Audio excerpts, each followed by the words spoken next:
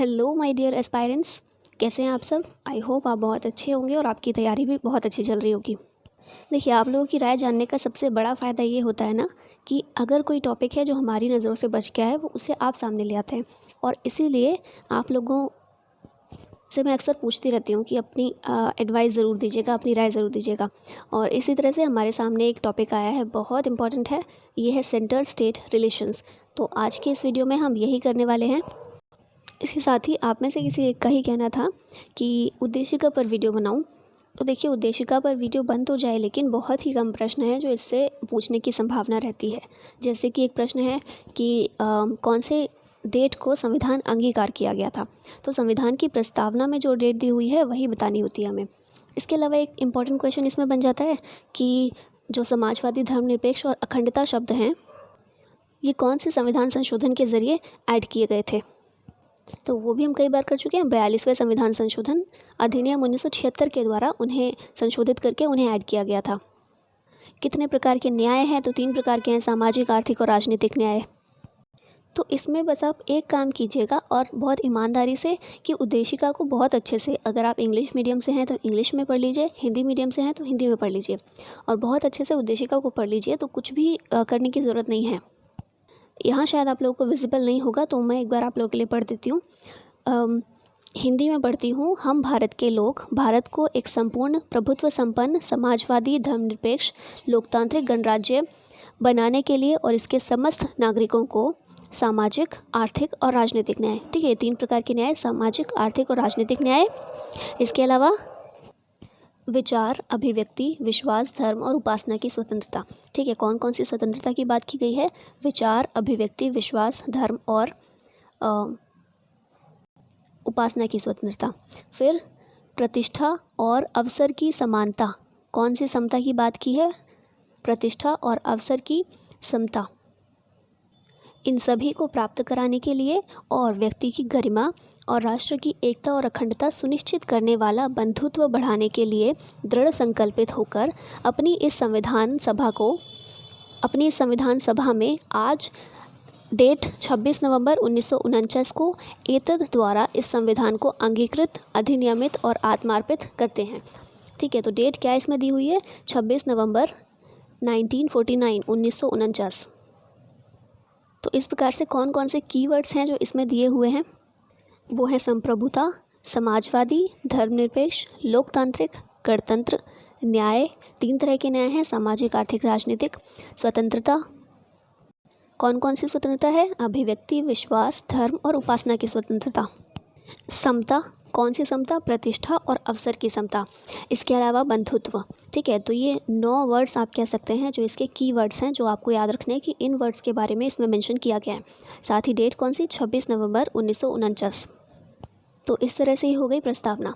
अब चलिए चलते हैं अपने टॉपिक पर, सेंटर स्टेट रिलेशंस। और इनमें हमारा पहला प्रश्न है, संघ सूची, राज्य सूची और संवर्ती सूची का विस्तृत उल्लेख संविधान की किस अनुसूची में किया गया है? तो अनुसूचियाँ हमने की थी, उसकी ट्रिक भी की थी, याद कीजिए। संघ सूची, राज्य सूची और संवर्ती सूची, इनका उल्लेख संविधान की किस अनुसूची में है? तो ये है 7वीं अनुसूची। ठीक है, याद रखिएगा, 7वीं अनुसूची। नेक्स्ट क्वेश्चन है, केंद्र राज्य संबंधों की चर्चा संविधान के किस भाग में की गई है? केंद्र राज्य संबंधों की चर्चा हमने जब पार्ट्स किए थे, पूरे 25 भाग हम कर चुके हैं। और एक क्वेश्चन आप लोगों का था कि हम 22 पार्ट्स माने या फिर 25 माने। तो देखिए, 25 पार्ट्स हैं तो 25 ही मानेंगे ना। वो मैंने जो सीरियल नंबर होता है वहाँ मैंने बताया था कि 22 तक ही है, तो ये इसका मतलब ये मत समझिएगा कि 22 ही भाग हैं, भाग 25 हैं। तो अगर अभी कभी क्वेश्चन आपके सामने आता है कि भाग कितने हैं, तो 25 ही हैं। ठीक है, अभी क्वेश्चन पर आते हैं कि केंद्र राज्य संबंधों की चर्चा कहाँ की गई है। तो हमने अलग से तो नहीं किया था, लेकिन हमने पार्ट्स किए थे, 25 पार्ट्स किए थे। उनमें बताइए, तो भाग जो हमारा 11 है, इसमें केंद्र राज्य संबंधों की चर्चा की गई है। नेक्स्ट क्वेश्चन है, भारतीय संविधान में तीनों सूचियों से संबंधित व्यवस्था निम्नलिखित में से कहाँ से ली गई है? जो 3 सूचियाँ हमारे सामने देखने को हमें मिलती हैं, ये कहाँ से ली गई हैं? ये जो ऑप्शन दिए हैं, तो हमने विदेशी स्रोत जो किए थे उसमें हम ये भी कर चुके हैं। तो डायरेक्टली इनडायरेक्टली हम ये क्वेश्चंस भी कर चुके हैं, ये वाला टॉपिक भी कवर हो चुका है, लेकिन फिर भी सेपरेट करना ठीक है। तो जो हमारे पास तीनों सूचियाँ हैं, तो इस क्वेश्चन का आंसर होगा डी, भारत शासन अधिनियम 1935 से। ठीक है, हमने ये तीनों सूचियाँ भारत शासन अधिनियम 1935 में दी गई थी ये ब्रिटिश संविधान के द्वारा, और अभी हमने इनको अपने संविधान में शामिल किया है। ठीक है, तो इसका आंसर होगा डी। फिर नेक्स्ट क्वेश्चन है, निम्न में से कौन प्रशासनिक सुधार आयोग से संबंधित नहीं है? तो प्रशासनिक सुधार आयोग यानी कि ARC, ठीक है, तो इससे संबंधित नहीं है सरकारिया आयोग। राजमन्नार समिति, पश्चिम बंगाल स्मरण पत्र और हनुमंतैया आयोग, ये तीनों ही ARC से कहीं ना कहीं से रिलेटेड हैं। ठीक है, अगर बात करें प्रशासनिक सुधार आयोग की बात करें तो प्रशासनिक सुधार आयोग का गठन किया गया था 1966 में, और मोरारजी देसाई की जब सरकार थी उस समय पर उन्हीं की अध्यक्षता में इसका गठन किया गया था, और काम यही था कि जो केंद्र और राज्य हैं उनके बीच संबंधों को डिफाइन किया जाए कि किस तरह से संबंध होने चाहिए। ठीक है, नेक्स्ट क्वेश्चन है, निम्न में से कौन सुमेलित नहीं है? मतलब ये ईयर दिए हुए हैं और ये समिति या आयोग दिए हुए हैं, और पूछा गया है कि कौन से ईयर में किसका गठन हुआ है, तो कौन सा ठीक नहीं इसमें बताया गया है। तो राजमन्नार समिति जो है इसका गठन 1969 में ही किया गया था, तो ये बिल्कुल ठीक है। पुंछी आयोग ये भी 2007 में गठित किया गया था, तो ये भी सुमेलित है। आनंदपुर साहिब प्रस्ताव ये भी 1973 में लाया गया था, तो इस तरह से ये तीनों ठीक हैं। रॉन्ग कौन सा है? सरकारिया आयोग, सी।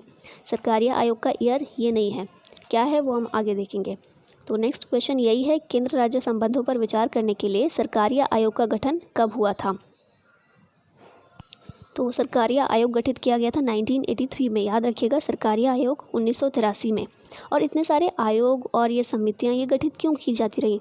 क्योंकि केंद्र राज्य संबंधों को जब डिफ़ाइन किया जाता है, उन पर विचार किया जाता है, तो अक्सर ये होता है कि कभी राज्य असंतुष्ट होते हैं, कभी केंद्र असंतुष्ट होता है, तो इसीलिए बार बार डिफ़ाइन करने की ज़रूरत पड़ती है कि वित्तीय संबंध किस तरह के हों दोनों के बीच में, प्रशासनिक संबंध किसके पास हों, या फिर किस तरह से प्रशासनिक संबंध का वितरण हो दोनों के बीच में। और संघ सूची, राज्य सूची और समवर्ती सूची हम जो देखते हैं वो भी केंद्र और राज्यों के बीच शक्तियों के बंटवारे का ही एक उदाहरण है। ठीक है, वहाँ हमने डिफ़ाइन कर दिया ना कि ये जो सब्जेक्ट हैं ये केंद्र के हैं, ये सब्जेक्ट राज्य के हैं। तो इस तरह केंद्र और राज्यों के बीच मेनली 3 तरह के संबंध होते हैं, विधायी संबंध, प्रशासनिक संबंध और वित्तीय संबंध। नेक्स्ट क्वेश्चन है, केंद्र राज्य संबंध पर 1971 में राजमन्नार समिति किस राज्य के द्वारा गठित की गई थी? एक चीज़ यहाँ पर ये याद रखें, 1971 में समिति गठित नहीं की गई थी, 1971 में राजमन्नार समिति ने अपनी रिपोर्ट सौंपी थी। ठीक है, तो हो सकता है टाइपिंग मिस्टेक हो। 1969 में ये समिति गठित की गई थी और 71 में इसने अपनी रिपोर्ट सौंपी थी, और ये एक राज्य के द्वारा समिति गठित की गई थी। राज्य था तमिलनाडु। ठीक है, तमिलनाडु ने राजमन्नार समिति का गठन किया था 1969 में, और 1971 में इसने अपनी रिपोर्ट सौंपी थी। एक चीज़ और यहाँ पर याद रखने लायक है कि अपनी रिपोर्ट में जो भी बातें कही थी इस समिति ने, वो सभी को पूरी तरह से केंद्र सरकार ने खारिज कर दिया था। ठीक है, एक भी सिफारिश को नहीं माना गया था। नेक्स्ट क्वेश्चन है, निम्न में से कौन सी सिफारिश सरकारिया आयोग की नहीं है? इनमें से कौन सी सिफारिश है जो सरकारिया आयोग ने नहीं की है? यहाँ तो हमारे पास 4 ही स्टेटमेंट हैं, पर जो सरकारिया आयोग है इसलिए बहुत इंपॉर्टेंट है। आप कोई सी समिति याद मत रखिए, लेकिन सरकारिया आयोग बिल्कुल याद रखिए। 1983 में इसका गठन किया गया था, और इम्पॉर्टेंट इसलिए है ये क्योंकि इसने बहुत सारी सिफारिशें दी थी। इसने लगभग 247 सिफारिशें दी थी, जिनमें से मानी भी गई थी। बाकी इससे पहले जो भी आयोग गठित किए गए, समितियाँ गठित की गई, उन्होंने सिफारिशें की बहुत सारी, लेकिन उनकी मानी नहीं गई, या कुछ 1-2 सिफारिशें मान ली और बात ख़त्म। लेकिन इसकी 247 सिफारिशें थी, जिनमें से केंद्र सरकार ने 180 सिफारिशों को लागू भी किया, तो इसलिए बहुत इंपॉर्टेंट है। ठीक है, तो यहाँ पर जो स्टेटमेंट है उन्हें पढ़ते हैं। समवर्ती सूची पर कानून बनाने के पहले राज्यों से परामर्श की कोई ज़रूरत नहीं है, तो ये रॉन्ग है। जो सिफारिश की थी, क्योंकि केंद्र राज्य संबंधों को बैलेंस करना था ना, ये बताना था कि कैसे अच्छे किए जा सकते हैं संबंध, कैसे राज्यों को भी और शक्तियाँ दी जा सकती हैं, और या फिर कहें कि विकेंद्रीकरण को कैसे इस्टेब्लिश किया जा सकता है अच्छे से। तो इसलिए इसकी सिफारिश ये थी कि अगर समवर्ती सूची, एक तो समवर्ती सूची पर कानून बनाने का अधिकार केंद्र को भी होता है, राज्य को भी होता है। तो अगर केंद्र कानून बना रहा है समवर्ती सूची पर, तो कानून बनाने से पहले राज्यों से परामर्श की ज़रूरत है। ठीक है, सरकारी आयोग का ये परामर्श था। फिर है, तो हमारा आंसर तो मिल गया हमें। पूछा गया कौन सा सही नहीं है, तो ये वाला नहीं है। ठीक है, ए। बाकी भी पढ़ लेते हैं। राज्यपाल के शासनकाल को 5 साल के पहले बिना ठोस कारणों के कम नहीं करना चाहिए। हमने क्या देखा था जब राज्यपाल पढ़ा था तो कि राज्यपाल का जो पोस्ट होती है राज्यपाल की, वो केंद्र की दया पर निर्भर करती है। केंद्र जब तक चाहे या राष्ट्रपति जब तक चाहें, राज्यपाल अपने पद पर बने रहते हैं, वरना कभी भी हटा सकते हैं।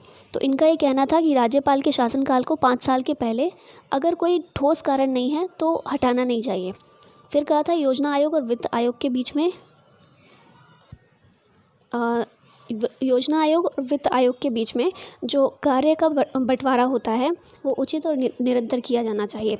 अब योजना आयोग की यहाँ बात क्यों है, क्योंकि ये समिति कब की है, 1983 की, और इसने जो अपनी सिफारिशें दी थी वो 1988 में दी थी। तो उस टाइम पर योजना आयोग था, नीति आयोग नहीं था। तो इसीलिए क्या होता था पहले कि योजना आयोग के पास शक्तियाँ बहुत ज़्यादा। योजना आयोग एक संवैधानिक संस्था नहीं है, संवैधानिक निकाय नहीं है। वित्त आयोग का संविधान में वर्णन है, लेकिन फिर भी क्या होता था कि योजना आयोग वित्त आयोग के कार्यों को ओवर रूल कर देता था। सारे फैसले योजना आयोग के द्वारा ही ले लिए जाते थे, इनफैक्ट वित्त से रिलेटेड भी, जो कि काम वित्त आयोग का है। तो यही इनका कहना था कि जो योजना आयोग है और वित्त आयोग है, इन दोनों के बीच में जो कार्यों का बंटवारा है वो ठीक से किया जाए। ठीक है, क्योंकि ठीक से डिफाइन ही नहीं है, योजना आयोग भी वित्त आयोग के कार्य कर रहा है। इसके अलावा बोला गया था कि रेडियो और टेलीविज़न के लिए स्वायत्तता नहीं होनी चाहिए। स्वायत्तता तो नहीं होनी चाहिए, लेकिन इनके कार्यों का विकेंद्रीकरण होना चाहिए। ठीक है, नेक्स्ट क्वेश्चन है, केंद्र और राज्य के मध्य शक्तियों के वितरण के लिए भारत का संविधान 3 सूचियों को प्रस्तुत करता है। निम्न में से कौन से 2 अनुच्छेद शक्तियों के वितरण को विनियमित करते हैं? अभी यहाँ कौन से अनुच्छेद पूछे गए हैं, ओवरऑल नहीं पूछे। केंद्र राज्य के मध्य जो शक्तियों का वितरण करते हैं सभी नहीं पूछे, बल्कि 3 सूचियों से रिलेटेड जो अनुच्छेद हैं उनके बारे में पूछा गया है। तो याद रखिएगा, वो अनुच्छेद है 245 और 246। इसके अलावा बाकी अनुच्छेदों की अगर बात कर लें तो मैंने 3 तरह की जो शक्तियों का बंटवारा है 3 तरह से है। कौन कौन सा है? विधायी संबंध। तो विधायी संबंध की जब बात करते हैं तो 245 से लेकर 255 के बीच में विधायी संबंध के बारे में जिक्र किया गया है। फिर दूसरा मैंने बताया था प्रशासनिक संबंध। तो प्रशासनिक संबंध के बारे में 256 से लेकर 263 के अंतर्गत वर्णन किया गया है। ठीक है, प्रशासनिक संबंध 256 से 263। और फिर तीसरा था वित्तीय संबंध। तो वित्तीय संबंध के बारे में 268 से लेकर 293। ठीक है, तो इस तरह से हम कह सकते हैं कि 245 से लेकर 293 तक, 293 तक ये केंद्र और राज्यों के बीच संबंधों की बात की गई है। और इतने सारे अनुच्छेदों को देखकर आप पता लगा सकते हैं कि केंद्र राज्यों के बीच जो संबंध है कितने विस्तृत रूप से इनको डिफ़ाइन किया गया है, क्योंकि शक्तियों का बंटवारा हमारे यहाँ पर बहुत इम्पॉर्टेंट रोल प्ले करता है। ठीक है, तो इसीलिए इसको इतना ज़्यादा महत्व दिया जाता है। फिर नेक्स्ट क्वेश्चन है, संघ और राज्यों के विधायी संबंधों का संचालन किन सूचियों पर के आधार पर किया जाता है? कौन से संबंधों का? विधायी संबंधों का। 3 संबंध ना, विधायी, प्रशासनिक और वित्तीय। तो विधायी संबंधों का संचालन 3 सूचियों के आधार पर किया जाता है, संघ सूची, राज्य सूची और समवर्ती सूची। तो आंसर होगा डी, इनमें से सभी। ठीक है, कौन से संबंध? विधायी संबंध। नेक्स्ट क्वेश्चन है, भारतीय संविधान में अवशिष्ट अधिकार किसके पास हैं? अवशिष्ट अधिकार के बारे में बात की थी मैंने, पहले भी वीडियोस में बता चुकी हूँ। अवशिष्ट अधिकार क्या होते हैं? जो अधिकार संघ सूची, राज्य सूची और समवर्ती सूची तीनों में से किसी में भी नहीं है, तो उन अधिकारों को कहा जाता है अवशिष्ट अधिकार। ठीक है, तो ये जो अवशिष्ट अधिकार हैं ये किसके पास इनकी शक्तियाँ होती हैं? तो केंद्र को दी गई हैं शक्तियाँ अवशिष्ट अधिकारों से रिलेटेड। नेक्स्ट है, मूल संविधान में संघ सूची में 97 विषय थे। याद रखिएगा, मूल संविधान में संघ सूची जो है, यूनियन लिस्ट है, उसमें 97 सब्जेक्ट्स थे। अब उनकी संख्या कितनी है? तो अब ये जो संख्या है अब 100 है।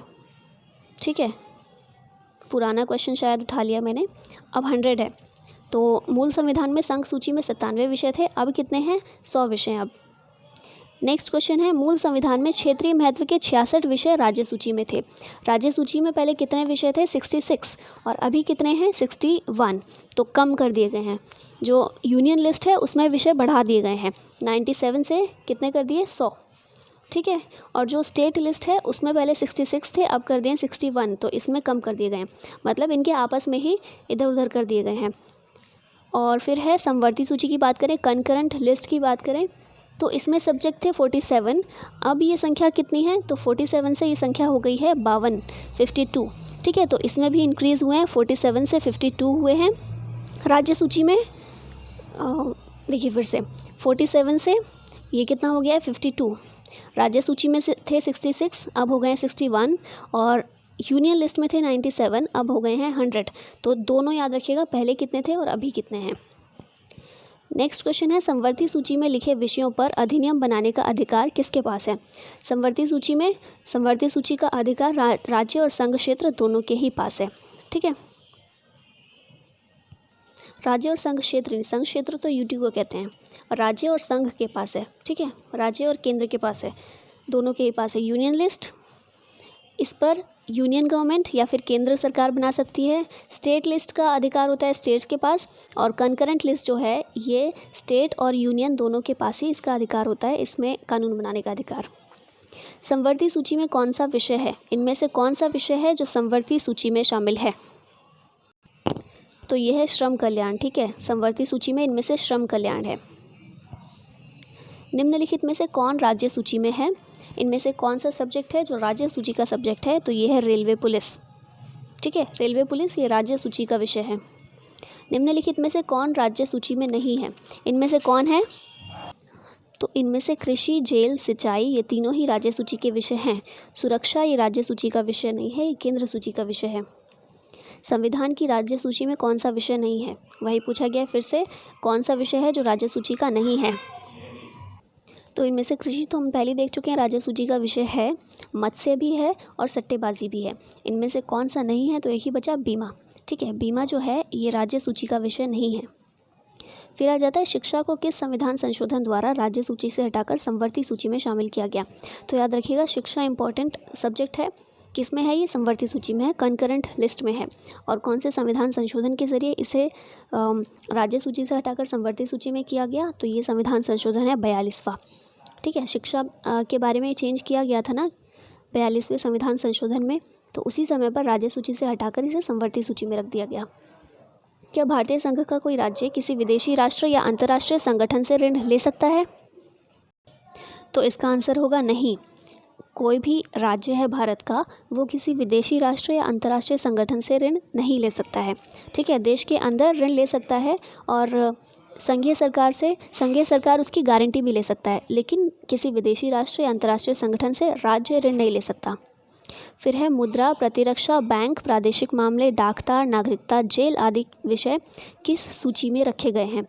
तो ये सभी विषयों की बात की गई है, ये सभी देखिए इंपॉर्टेंट है। मुद्रा जो है कंट्री से रिलेटेड है, बैंक इंपॉर्टेंट है, प्रादेशिक मामले, डाकतार, नागरिकता जब आ जाती है तो आप इससे समझ सकते हैं कि ये किस में होगा, संघ सूची में होगा। ठीक है, ये सारे इंपॉर्टेंट टॉपिक्स हैं, तो ये किस में होंगे, संघ सूची में। फिर है निम्नलिखित में से कौन संघ सूची में शामिल विषय है। तो रक्षा, विदेशी मामले, अंतर्राष्ट्रीय संधि ये तीनों ही ऐसे हैं जो देश राष्ट्रीय हित के लिए या फिर कह सकते हैं कि राष्ट्रीय सुरक्षा के लिए ये इम्पॉर्टेंट मामले हैं। ठीक है, तो आंसर होगा डी, ये सभी। फिर नेक्स्ट क्वेश्चन है, यदि समवर्ती सूची के किसी विषय पर राज्य विधानमंडल द्वारा निर्मित अधिनियम उसी विषय पर संसदीय अधिनियम परस्पर विरोधी हो तो।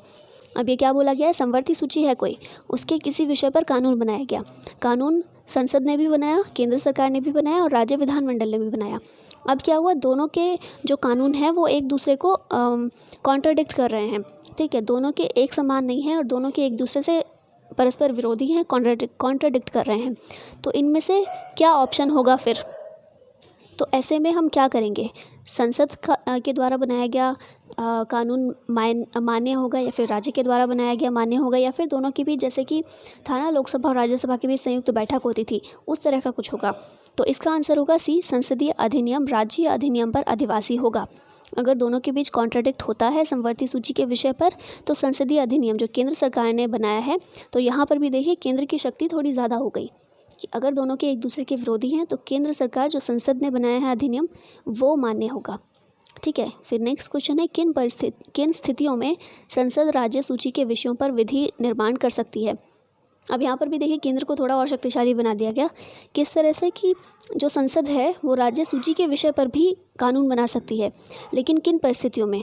तो आंसर होगा उपरोक्त सभी। कौन कौन सी, अगर आपातकाल स्थिति है, इमरजेंसी की सिचुएशन हमने देखी थी ना, राज्य की शक्तियाँ ख़त्म हो जाती हैं, केंद्र हावी हो जाता है राज्यों पर, तो उस टाइम पर राज्य सूची का कोई विषय है तो उस पर केंद्र कानून बना सकती है।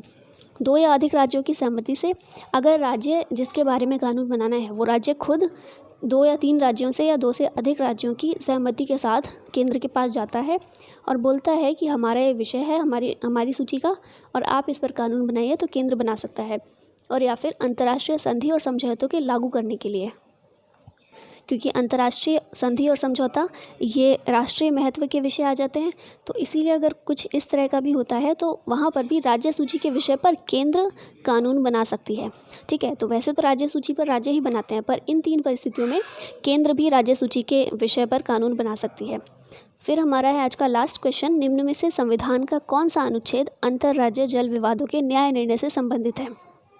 अभी आपने कि राज्यों को लेकर नदियों के जल के बंटवारे को लेकर हमेशा झगड़े होते रहते हैं या कुछ ना कुछ बहस होती रहती है, बल्कि देशों के बीच भी। ठीक है, जैसे इंडिया पाकिस्तान के बीच, इंडिया बांग्लादेश के बीच जो नदी का जल होता है, पानी होता है, उसको लेकर कि ये जल किसके अधिकार क्षेत्र में आता है। तो इसीलिए जो राज्यों के बीच ये जो झगड़े होते हैं इस बात को लेकर, इसके लिए एक अंतर्राज्यीय जल विवादों के न्याय निर्णय से संबंधित एक अनुच्छेद दिया गया है संविधान में। और ये कौन सा अनुच्छेद है? अनुच्छेद 262। ठीक है, और इस अनुच्छेद में क्या कहा गया है, किस बारे में किस तरह से सोल्यूशन दिया गया है। तो अनुच्छेद 262 में ये कहा गया है, शक्ति किसे दी गई है अगर 2 राज्यों के बीच जल विवाद है, तो ये शक्ति दी गई है पार्लियामेंट को, संसद को, कि संसद जब भी ऐसा कुछ होता है, जल विवाद होता है, तो उसमें न्याय निर्णय दे सकती है। और या फिर संसद सुप्रीम कोर्ट या फिर किसी हाई कोर्ट को भी ये काम दे सकती है। ठीक है, अगर विवाद का समाधान नहीं हो पाया, सोल्यूशन नहीं हो पाया है, तो फिर सुप्रीम कोर्ट और हाई कोर्ट को वो मामला दे सकती है चाहे तो। ठीक है, तो शक्ति किसके पास है? पार्लियामेंट के पास, और पार्लियामेंट चाहे तो न्यायपालिका को भी वो शक्ति दे सकती है। और यहाँ पर एक और जो अनुच्छेद है 263, ये अंतर्राज्यीय परिषद के बारे में है। ठीक है, अंतर्राज्यीय परिषद के बारे में, ये परिषद का क्या काम होता है? राज्यों के बीच और केंद्र और राज्यों के बीच समन्वय स्थापित करने के लिए ये परिषद का गठन किया जाता है, अंतर्राज्यीय परिषद। ठीक है, 263 के अंतर्गत। और अंतर्राज्यीय परिषद का जो निर्माण होता रहता है, इसका सुझाव भी सिफारिश सरकारी आयोग ने भी इसकी सिफारिश की थी। ठीक है, और एक चीज़ और आपको देखने को मिल सकती है, क्षेत्रीय परिषदें। क्षेत्रीय परिषदें जो राज्य पुनर्गठन अधिनियम आया था 1956 का, उसी के द्वारा राज्यों का पुनर्गठन किया गया था। ठीक है, तो इसी में ही क्षेत्रीय परिषदों की भी स्थापना की गई थी। कौन कौन से क्षेत्रीय परिषदें? उत्तरी क्षेत्रीय परिषद, मध्य पूर्वी, पश्चिमी और दक्षिणी। ठीक है, 5 क्षेत्रीय परिषदों का गठन किया गया था 1956 में। ठीक है, ईस्ट, वेस्ट, नॉर्थ, साउथ और सेंटर के लिए 5 परिषदें गठित की गई।